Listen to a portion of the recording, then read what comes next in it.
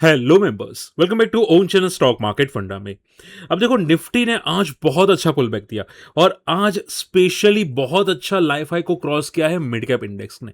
और देखो, मैं पहले ही से आपको बता रहा था कि भाई डरने की जरूरत नहीं है, मार्केट में छोटी वॉलेटिलिटी होगी। अगर गिरा मार्केट ज्यादा से ज्यादा 23,600 गिरेगा या 23,200 गिरेगा, इससे नीचे ज्यादा चांसेस भी नहीं है। अगर मान लो ये गिरता भी है तो भी सपोर्ट लेके बाउंस कर लेगा, तो कोई ज्यादा घबराने की जरूरत नहीं कि भाई वापस वार स्टार्ट हो गई। ठीक है, लोग आपको डराएंगे, आपको नहीं डरना है। और आज देखो, मिड कैप इंडेक्स ने लाइफ हाई बना दिया है। अब ध्यान से सुनना जो बोलने वाला हूं। देखो, ये क्लियर कट ब्रेकआउट है। ठीक है, क्लियर क्लियर ब्रेकआउट है ये मंथ के अंदर। और हो सकता है ये मंथ के अंदर और तगड़ा मोमेंटम करे। जो पिछले 2 महीने के अंदर कंसोलिडेशन था ना, वो पूरा ब्रेक हो चुका है। यहां से बहुत तगड़ी मूव्स आ सकती हैं। अब देखो, अभी भी आपने म्यूचुअल फंड में एसआईपी नहीं की है ना, तो भाई बहुत सारी चीजें मिस करे हैं। मैं आपको लिंक शेयर कर दूंगा, आप म्यूचुअल फंड में एसआईपी कर सकते हैं। हमारे कम्युनिटी मेंबर से आप देख सकते हैं, बहुत सारे लोग हैं जो मेरे साथ पर्सनली जुड़े हैं। आप ऐसा हो तो आप मुझे कनेक्ट कर सकते हैं। ठीक है, आप एसआईपी स्टार्ट कर सकते हैं।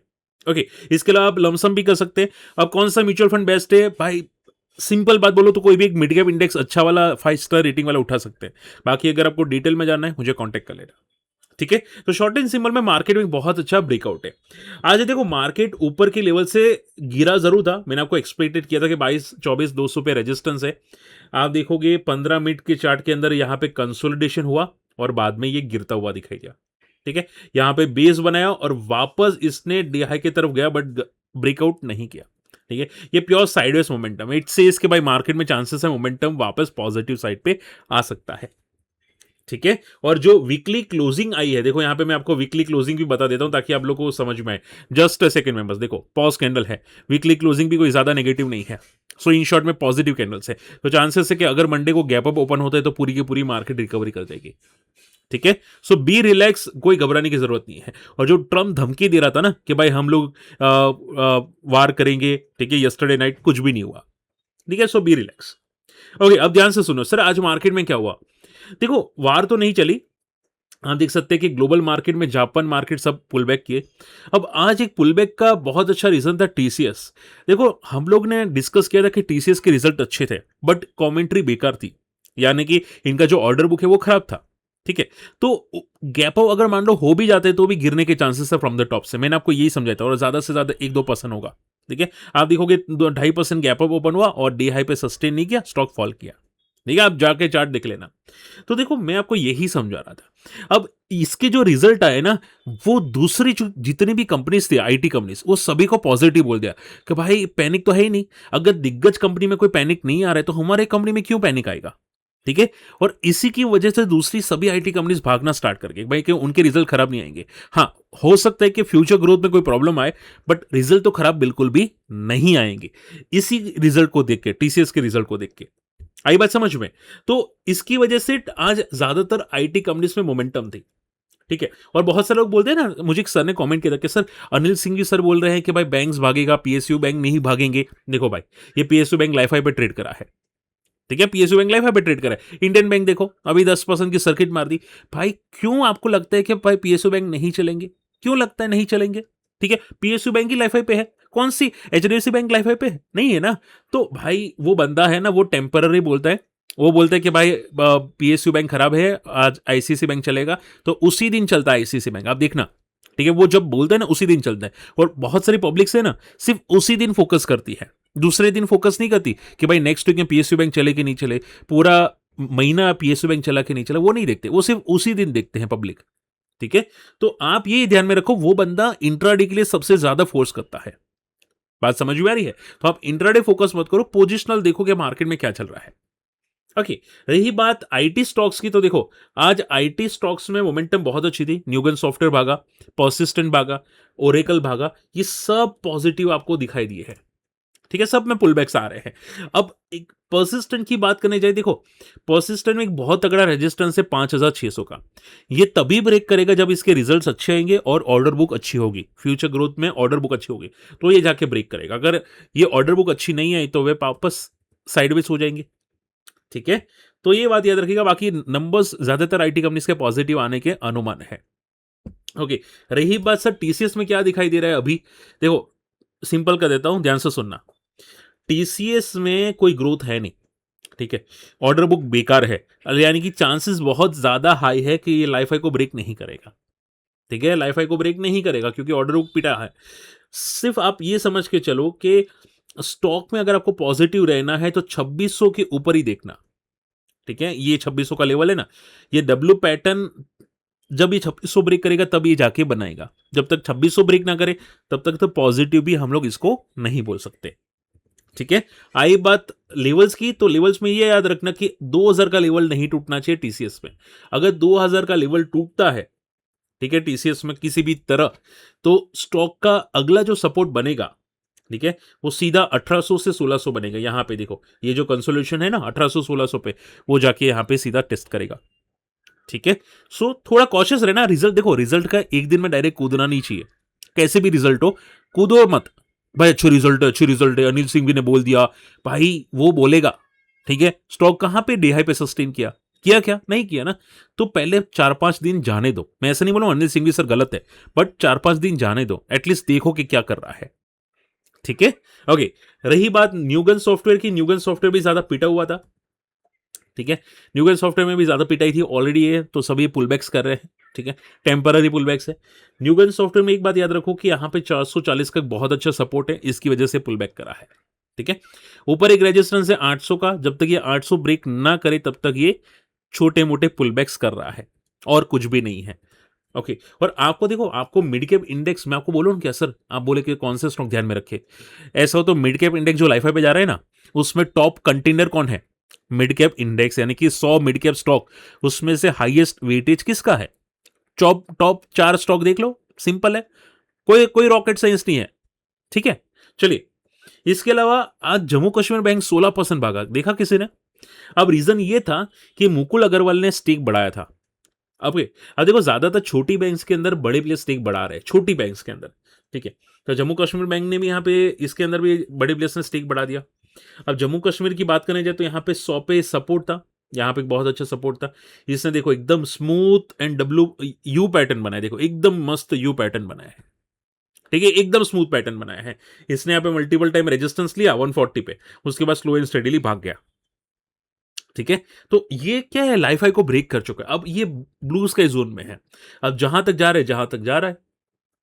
ठीक है, तो आप ये बात के चलो कि बड़े प्लेयर्स की एंट्री बहुत पॉजिटिव है, बट देखो आपको बाद में बताते हैं, तो थोड़ा कॉशियस रहना, क्योंकि ये अभी रिसेंटली 16% भागा है, तो सपोर्ट लेने तो आएगा, आएगा ना, डेफिनेटली आएगा, क्योंकि स्टॉक जो भी वर्टिकल जाते हैं वो 20 डेमा पे सपोर्ट लेने आते हैं, फिर जाके वापस मोमेंटम करते हैं। Okay, so be cautious. अभी भागने का रीजन यही था कि पीएसयू बैंक से नंबर्स अच्छे आ रहे हैं, और इसमें मुकुल अग्रवाल का स्टेक एंटर हुआ है, सो बस उसी की वजह से भाग रहा है।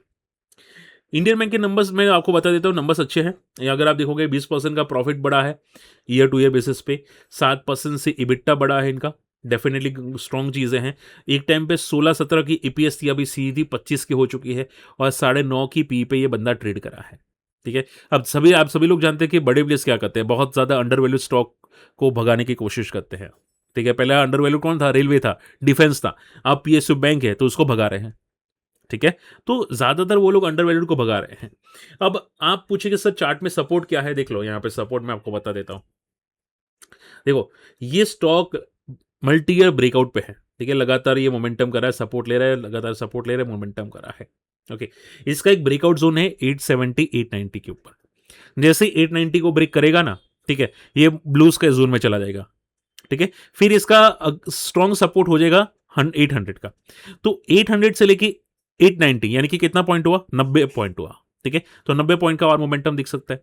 ठीक है, बट ये कब दिखेगा, जब ये 890 को ब्रेक करेगा।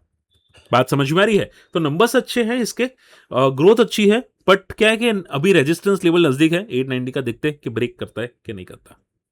ठीक है, आज एमआरपीएल भी भागा था, रीजन ये था कि ओएनजीसी जो है वो अपना ऑयल रिजर्व्स बढ़ा रहा है। अब ओएनजीसी का स्टेक बहुत बड़ा है एमआरपीएल के अंदर। ठीक है, तो इसके अंदर यहाँ पे ये ऑयल रिजर्व कर रहा है, जिसकी वजह से इनको रिजल्ट अच्छे आ सकते हैं। ठीक है, और आप देखोगे रिजल्ट अच्छे आएंगे तो डेफिनेटली पॉजिटिव होगा। अब एमआरपीएल में एक बात याद रखिएगा कि ऑलरेडी बहुत ज्यादा पिटा हुआ है, from the top I think बहुत ज्यादा गिरा था। आप देखो यहाँ पे बहुत ज्यादा गिरा है, और जब भी ये लाइफ लो पे आता है स्टॉक बाउंस कर लेता है। ठीक है, लाइफ लो पे आता है बाउंस कर लेता है, तो 125 150 पे एक सपोर्ट है। ठीक है, जैसे ये ब्रेकआउट करता है वापस 275 290 तक ये जा सकता है। ओके, सो बंदे में दम है, बट हमेशा याद रखो कि टॉप पे फोकस मत करना चाहिए सच स्टॉक को, हमेशा बॉटम पे फोकस करना चाहिए। ठीक है, ये हो गया, स्टील हो गया, एल्यूमिनियम कंपनी हो गई, ये सभी कंपनीज बॉटम पे बहुत अच्छी होती हैं, टॉप पे नहीं। ओके, लास्ट 2-3 चीज़ें हैं, फटाफट सुन लो, काम आएगी आप लोगों के। केन्स टेक्नोलॉजीज़, बहुत से लोग मुझे क्वेश्चन पूछ रहे हैं कि सर क्या चल रहा है केन्स में? देखो, केन्स ने अपनी ऑर्डर बुक बोली है कि हमारी बहुत तगड़ी ऑर्डर बुक है और आगे जाके हमारे ग्रोथ बहुत तगड़ा बढ़ सकता है, Q3 रिजल्ट हमारा और बेटर आ सकता है। ठीक है? तो कंपनी ने बहुत सारी चीज़ें पॉजिटिव बोली है।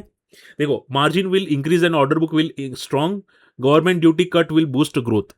ठीक है, यानी कि जो अभी गवर्नमेंट की ड्यूटी कट हुई, इसकी वजह से इनका बेनिफिट हो सकता है और इसी की वजह से भागा है। बट देखो, मैं आपको सिंपल कर देता हूँ, थोड़ा कॉशियस रहना केन्स टेक्नोलॉजीज में। जब तक रिजल्ट नहीं आते ना, तब तक ये फेक पुल बैक करा है। ठीक है, क्योंकि मैंने जो न्यूज़ समझी है ना, इसके पहले, बहुत पहले आई थी, तो माना ये जा रहा था कि इनकी ऑर्डर बहुत खराब है, प्रॉफिट कम हो सकता है, ऑर्डर बुक घट सकता है तगड़ा वाला। ये कुछ न्यूज़ आ रही थी, इसकी वजह से क्रैश हुआ था बार बार। ओके, तो अभी के लिए इसका स्ट्रॉन्ग रेजिस्टेंस है 4000 का। एक बार 4000 को क्रॉस कर देता है तो बहुत अच्छी ब्रेकआउट जोन पे आ जाएगा और आखिरी ब्रेकआउट होगा इसका 5000 के ऊपर। जैसे ये 5000 का भी लेवल तोड़ा ना, ये फिर लाइफ को रीटेस्ट करेगा। ओके, किंग्स टेक्नोलॉजी रीटेस्ट करेगा, बट अभी के लिए फेक पुल बैक आ रहा है, थोड़ा बस उतना ध्यान में रखो। ठीक है, कंपनी मोटे मोटे स्टेटमेंट दे रही है, बट लास्ट टाइम भी अमल नहीं किया था, ये याद रखना। ठीक है, पहले भी बोला था, ऐसे बड़े बड़े वर्ड फेंक के मारे थे कि ग्रोथ है करके।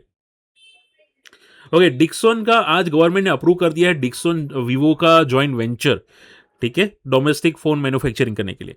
अब आप सभी लोग जानते हैं कि वीवो का फोन चाइना है। ठीक है, अब उनका मैन्युफैक्चरिंग इंडिया में कौन करेगा? डिक्सन करेगा। और आप सभी लोग जानते हैं कि वीवो फोन कितने बेचे जाते हैं। ठीक है, आपके घर में भी किसी का वीवो फोन होगा। ठीक है, या तो आपका रिलेटिव्स का होगा, डेफिनेटली होगा। तो डिक्सन के लिए बहुत बड़ा मौका है और इसकी वजह से डिक्सन, आप देखोगे यहाँ पे आज मोमेंटम किया था। ठीक है, अब देखो, डिक्सन थोड़ा कॉशियस रहना, ये बंदा दम वाला है जरूर, बट इसके रिजल्ट्स आते हैं ना, तो ये सीधा क्रैश हो जाता है। ओके, तो इसमें जब तक कि 16000 का लेवल ब्रेक ना हो ना, ये 16000 का लेवल, तब तक कॉशियस रहो, तब तक छोटे मोटे पुलबैक ही करेगा। ठीक है, और डिक्सन को अगर अच्छे अच्छे रडार पे रखना हो ना, तो 40 RSI मंथली चार्ट पे ही देखना, क्योंकि इसने लास्ट टाइम भी ऐसे पुल बैक किया था 40 RSI पे। तब ये बंदा स्टॉक आया था 2000 पे, सोचो 18000 तक गया था। ठीक है, अभी यहाँ पे 10,000 पे सपोर्ट पे लिया था बंदा, हालांकि इसका सपोर्ट अच्छा वाला 8,000 पे था, नहीं आया, कोई बात नहीं, बट सपोर्ट स्ट्रांग है इसका 8,000 का और ब्रेकआउट जोन है 16,000 पे। ठीक है, तो न्यूज़ अच्छी है, बट रिजल्ट सीजन स्टार्ट हुए तो थोड़ा केयरफुल है ना, वॉलेटिलिटी वापस आ सकती है डिक्सन में, और जब तक रिजल्ट अच्छी नहीं आएंगे तब तक ये 16,000 भी ब्रेक नहीं करेगा डिक्सन।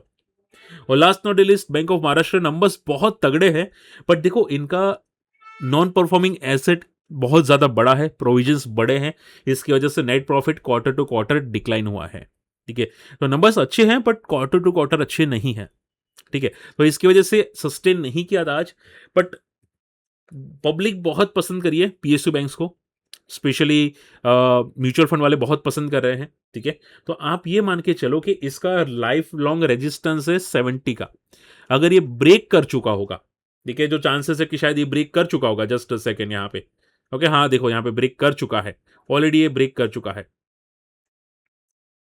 ठीक है, तो अगर ये ब्रेक कर चुका होगा तो ऊपर एक रेजिस्टेंस है 80 का, जैसे 80 को ब्रेक करेगा 1,000 को टेस्ट करने की कोशिश करेगा।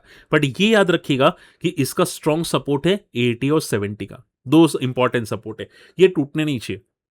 बात समझ में आ रही है? अगर 80 और 70 टूटा तो एक वापस पैनिक रिएक्शन आपको दिख सकता है।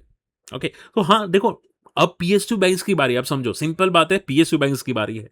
इसकी वजह से जितने भी दिग्गज बैंक है, उसके अलावा जितने भी बैंक्स है, मान लो पीएसयू हो भी ना भी, यानी कि मान लो कि स्मॉल बैंक हो, आरबीएल बैंक हो, बंधन बैंक हो, या पीएसयू बैंक में